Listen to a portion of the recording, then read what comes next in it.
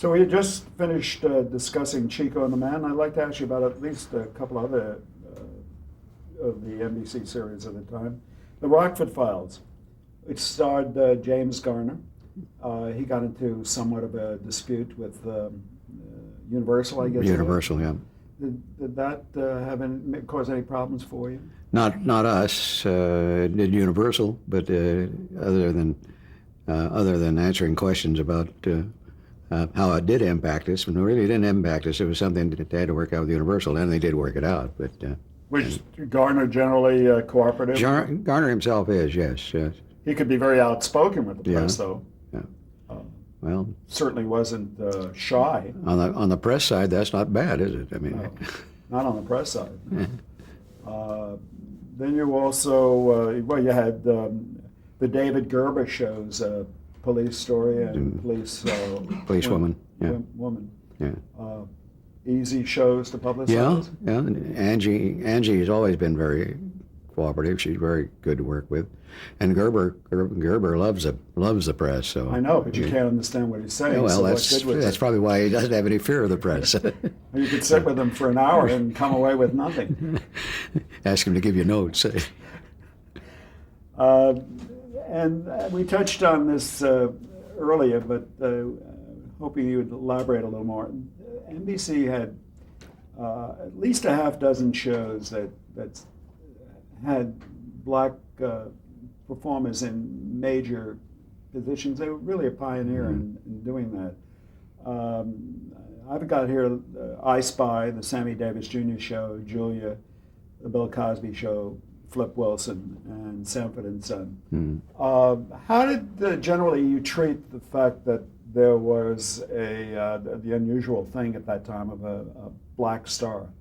Did you emphasize that, or did you downplay it? Or in all honesty, we downplayed it more. Let it be there visually. We didn't push the fact that Julia starred Diane Carroll, a black woman.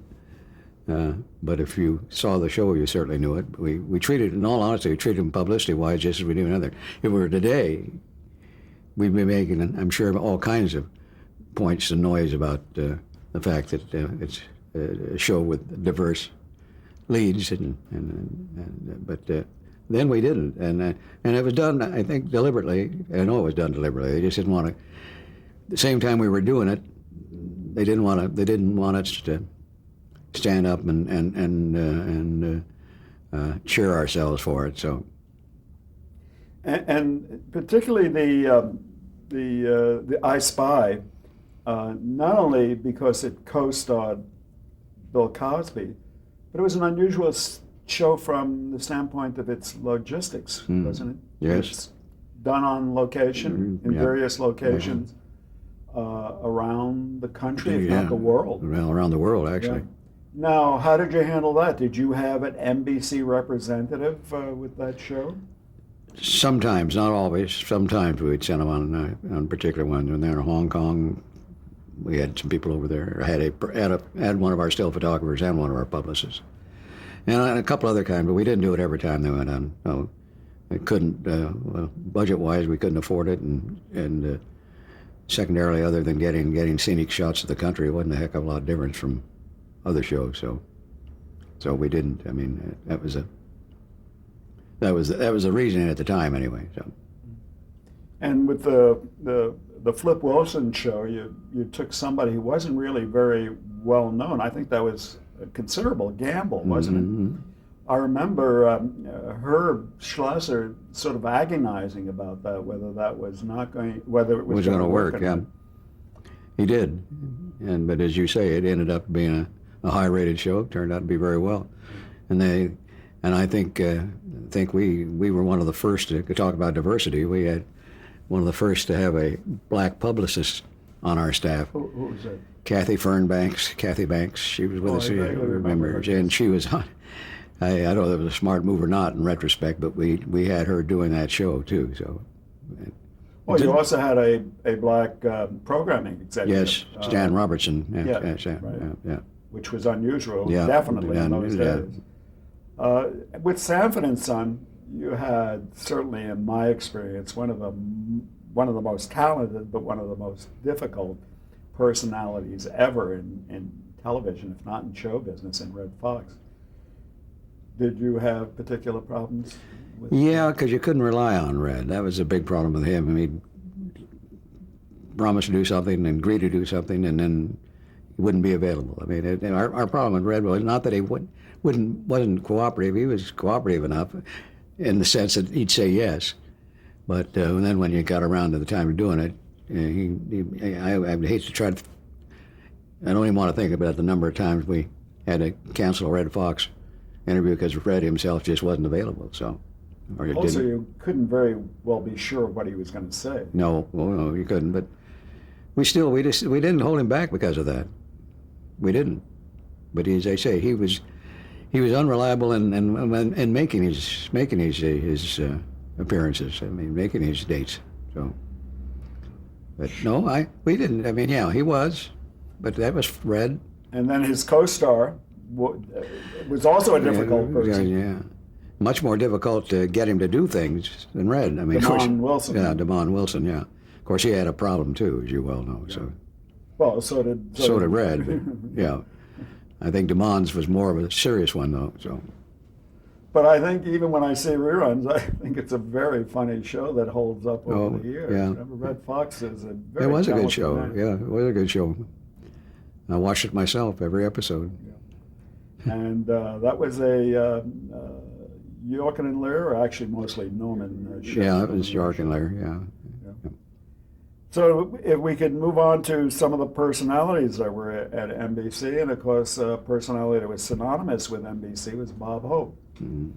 What was your relationship with Bob Hope? He had his own publicity staff, of course. But he also asked or demanded that he have a full-time network. Matter of fact, Bob Hope had more publicity people working for him, literally around the world. He had an office, what's his name, the woman that was in London, I'll think of it in a while. He had his gal down in Dallas. He had, what's her name, in Detroit. He had, he had so many of them, I can't remember the names now, unfortunately. Did he have Frank Goodman in New York? And Frank Goodman in New York, but he also had, another one, did all of his magazine work for him, I'll think of it. He, well known, but my memory when it comes to some of these names now, I haven't dealt with them in years. So, but he had more publicists than any other, admittedly so, and any other celebrity that I know of. He really did. So, and he used them all. He really used them all, and paid them well. And from my experience with him, they digested everything for him. They did everything for him. He was like a president, wasn't he? Yeah. I mean, he did very little on his own. Yeah. In what respect? You mean in letting him know what was going on and preparing him for things. And he was very well versed on what to expect. And well, he was, but of course he had a good sense of the media anyway. I mean, he knew how to work with the media. So, but Bob was his own best press agent. I mean, he would get on the phones and do 2 or 3 hours of phoners at a time, and do conference calls, and now that they do the video news conferences, he does a lot of those, or did when he could. He can't much anymore, as you know. No, but of course he always had publicists in attendance. Yeah. But he never said no. No, it's true. Matter of fact, he was always asking for more. I mean, literally calling and say, "I want to do this." And the surest bet in the world in those days was that Bob Hope's specials were going to get blockbuster ratings. Yeah. Some of the best ratings that NBC ever enjoyed were from the Hope special. Didn't win him many Emmys, which made Hope unhappy. We finally did one on one of his Christmas trips. We finally got one. But did you go on any trip with him? I went on the 1969 one with him, and so where was that? That was the first around the world trip. Betty Lanigan, who was the publicist, the full-time publicist for Hope, fell in about a week before the trip and injured her back and was unable to make the trip. And I was going to assign another member of the staff because Bob wanted somebody with him to go with him. in Betty's place, and I got a phone call one afternoon, like 2 days before the trip was supposed to start, from Hope himself. And he says, I don't want anybody else but you. He says, you've got to go on the trip. I said, Bob, I can't do it. I can't be away that long. And he said to me, he said, you want me to call Julian Goodman? I said, no, I get the message. So I went ahead and did it. The fun part of that was that all the back of the days when you still had to take a lot of shots to go overseas, and particularly into that area, that part of the world. And I hadn't had any of them. Everybody else on the trip had been doing them over a period of 2 or 3 weeks. I had to go down the next day down to San Pedro there at Fort MacArthur, and they hit me with all of them in one day. The next day I couldn't even get out of bed. So, and the following day we were sent out as an advance. Bob wanted Howard Miller, who was with the USO then. I don't know whether you knew Howard or not, but he was head of the Los Angeles USO. And he asked Howard and yours truly to go to Washington in a day in advance, or 2 days in advance of their arriving there, doing their show. The first show was a show for Nixon and Nixon's cabinet, done at the White House. And so we did, and we went and worked with all the people at the White House, getting all the arrangements set up. And he did the show, and it was a great show. And after the show, he had a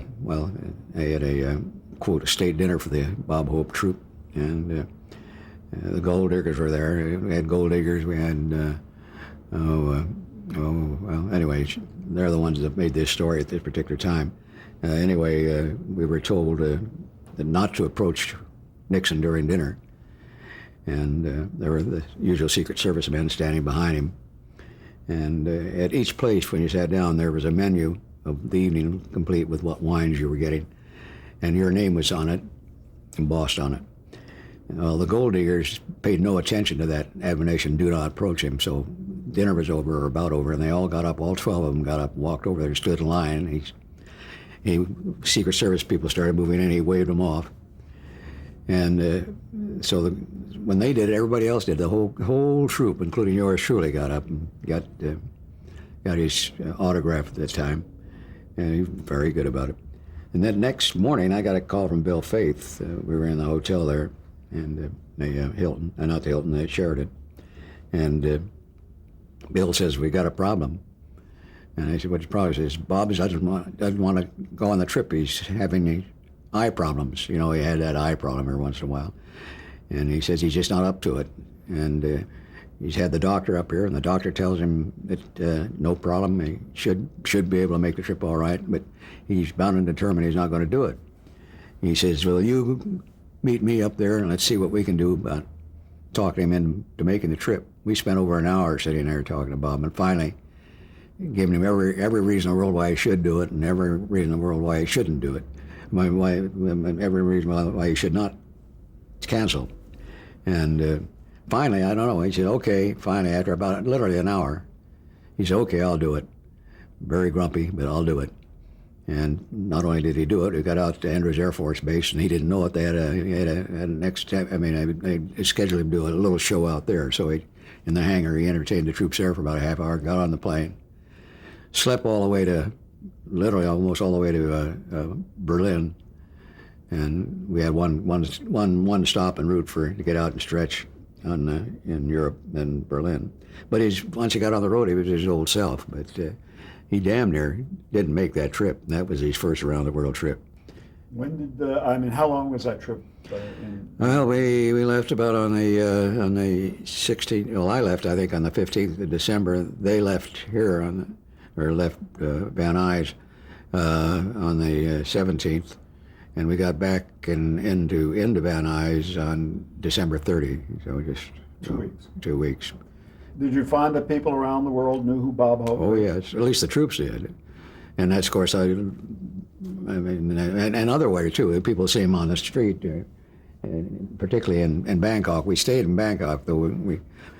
We stopped at Berlin, and then we did a stop in Turkey, Istanbul. Anyway, about 3 or 4 stops en route to Bangkok. And then we stayed at the Erewhon Hotel in Bangkok for the rest of the time. And we'd get up every morning at around 4 o'clock, go out to the airport, get on the plane, get back at night around 8 or 9 o'clock. Long days. And when he was in an airport terminal or anyplace else and overseas, yeah, people knew him, and there's no doubt about it. Most of them didn't come up to him or anything like that, but they could see him pointing him out and all of that. They recognized him. So the picture is sort of, I'm getting of Bob Hope from you, is that he is a hard-working professional. Yep, really was. Still would be today if he was physically up to it. He still tries. Now, when you look back over your career, as all of us who have been through a career do from time to time, is this one of your highlights? Yeah. Yeah, it really is. Just stop to think about it. One thing, add to the trip itself, when we were in Bangkok, about the fifth or sixth day we were in Bangkok, Neil Armstrong joined us. Now, this is the year of his walk on the moon. And every stop we made, and we made 2 or 3 shows a day, some days, one day even 4 shows. You'd fly from base to base, or from encampment to encampment. And by the way, at each stop, they always fed you. My God, I think everybody came back weighing 50 pounds more when they went over, because they all try to outdo everybody else. They'd give you all of their regalia with their caps or hats and with all the emblems and all that sort of, the whole troop. And then they'd put this big spread on. If it was a breakfast, it was a big spread. If it was lunch, it was a bigger spread. If it was dinner, it was just as big. And they all tried to outdo each other. So that was by the end of the day, and after all those meals, the last thing you want to do is get back and have food. So, and even then, they'd always have a room open in the hotel for us, if we wanted to go get something to eat that night.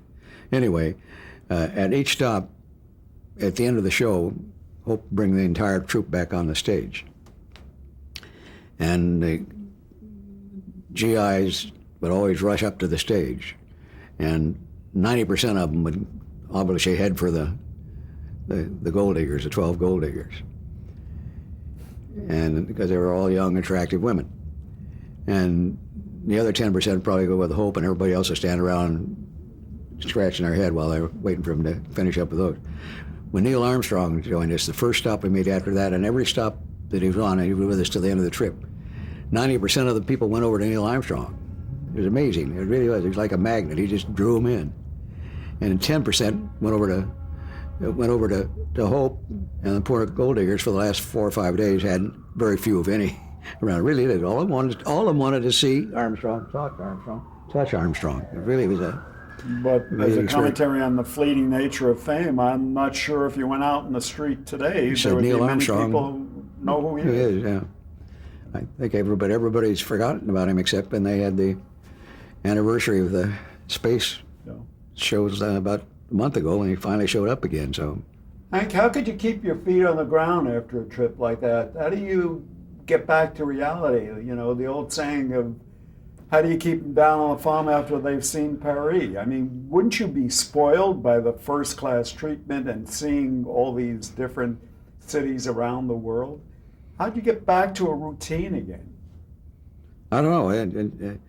I didn't find it difficult. I was back at work the next day, or not the next day. Well, that may have been your personality, but did you have publicists that had trouble dealing with this kind of thing? Well, I know. Betty had made 4 trips prior to the one that she couldn't make, and she was always back on the job next day. Yeah, it's quite an experience. It's one of a kind experience. World. Yeah, very unreal. But I mean, it's hard work too. I mean, those are long, long days, and particularly for somebody like Hope, who had to get up there and perform, and all the rest of the troupe. But talking about your staff and about this subject, I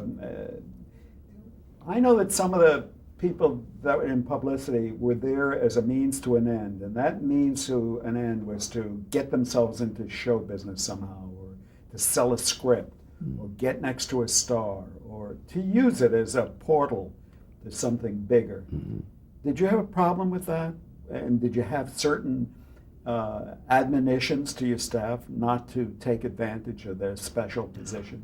Well, yeah, not repeatedly, but it would be mentioned at a staff meeting every once in a while, reminding them not to get. And that still didn't stop them, unfortunately. I had examples of. They try to peddle scripts or something like that. Yeah, I had that happen a couple of times, and they get to a point where they're such a personal friend that all they want to do is work for that one particular person or be with that one particular person. I've had all of those, but those are exceptions, but they have happened. Not a major problem. No, not a major problem.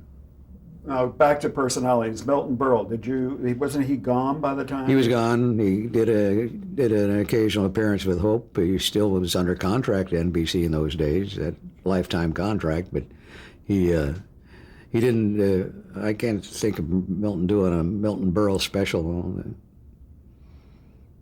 I can't recall him doing one entire time I was there, but he appeared with Hope. He appeared on the Tonight Show. Did a lot of that, but and I even think there were several laugh-ins where they involved Milton, I recall. So, yeah.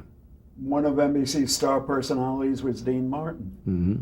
And I guess you had the Dean Martin roast and the specials, and he was notorious for not being terribly available for things. No, he just wanted to have a good time. He really, it's true. He didn't care whether he got press or not. He could not have cared less.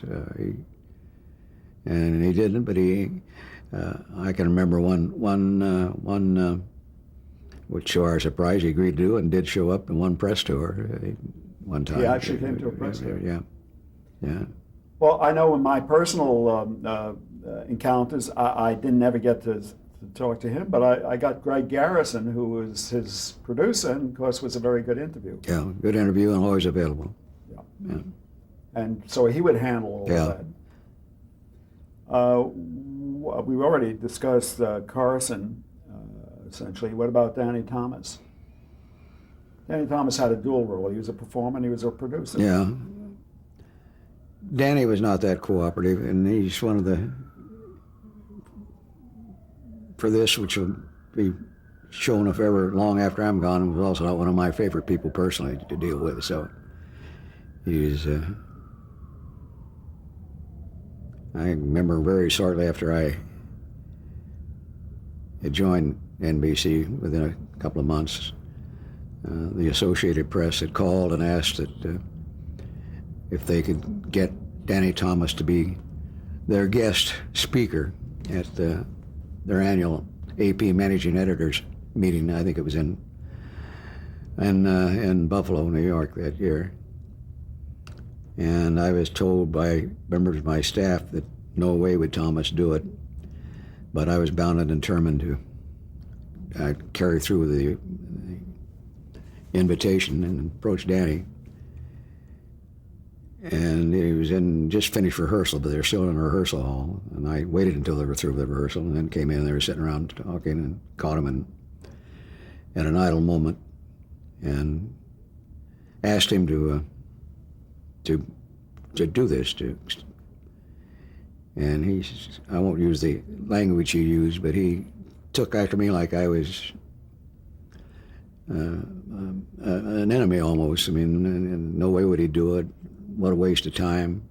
With all with the type of language in there, as I say, I don't even want to use on here. So, in front of not only one or two people, but in front of they were all sitting around tables. Matter of fact, they were having their break after the rehearsal, sitting there drinking coffee and whatnot.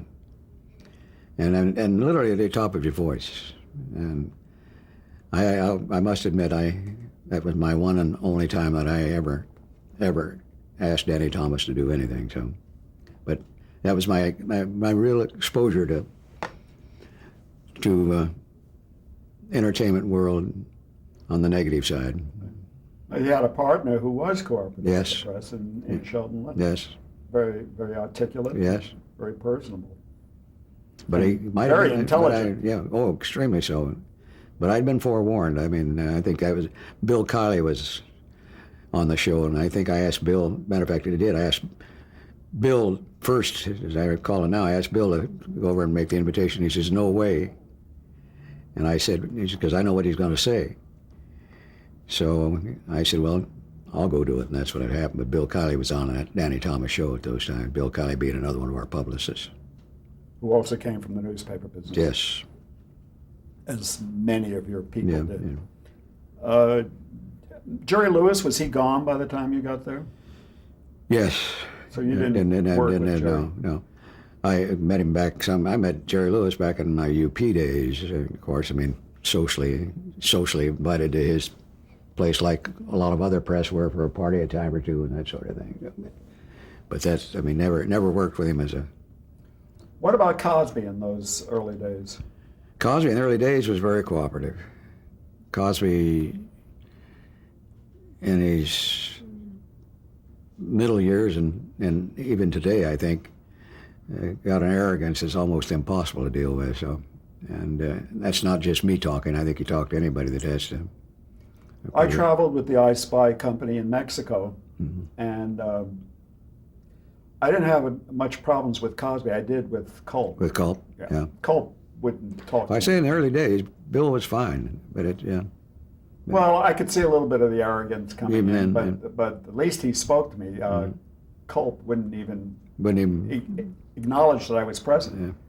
But luckily, I was dealing with Sheldon Leonard, so Yeah. See how look where Culp is today. So yeah.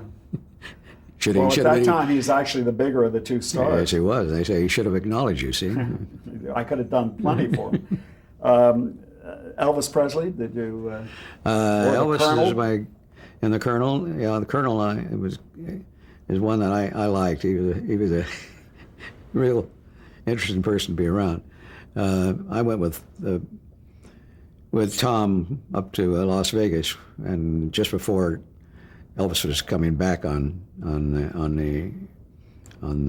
television, he was up in Vegas doing a show up there, and so Tom went up to meet with the Colonel, and we went to the show, and then we went upstairs afterwards and with the Colonel and then Elvis in the suite. And he had all his hanger-ons around. I think a very insecure guy, but I mean, no problem. He was, and then working with him on the show, he was cooperative. He was, but it was Was he already recognized as the king? I mean, did he have a great following at that point? Oh, he had a fan club, all right, and they were hanging around. Yeah, I think he realized, but it didn't. He seemed to be pretty much of one of the boys type when he was off stage and around with the people anyway that he knew and trusted. I mean, he wasn't demanding this or demanding that. He didn't expect them to be waiting on him. He'd wait on himself and that sort of thing. I mean, it was.